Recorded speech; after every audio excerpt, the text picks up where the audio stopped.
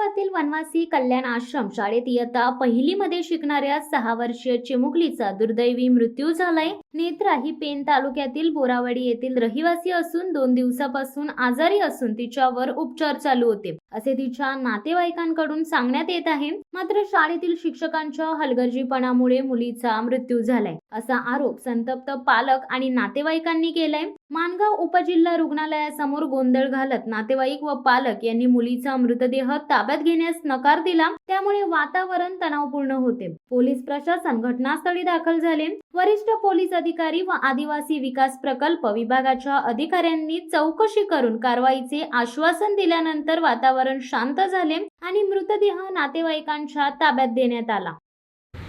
आता जे काही संस्थेचा दोष असेल किंवा कोणाचा असेल त्याच्यावर कारवाई करण्याची सुरुवात आतापासून मी जातोय, शाळेवर जातो, शाळेत वस्तुस्थिती चौकशी करतो आणि हायर अथॉरिटी आमचे जे आहेत त्यांना मी जसा रिपोर्ट करतो त्याच्यावर लवकर कारवाई होईल।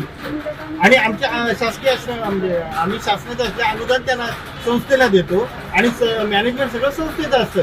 संस्थेचं जर काय असेल तर संस्थेला आम्ही कळू किंवा तो रिपोर्ट आपण म्हणजे शासनाला देऊ आणि लवकर कारवाई होईल एवढं मी आश्वासन देतो। शिवसत्ता टाइम्ससाठी दीपक दबके, माणगाव।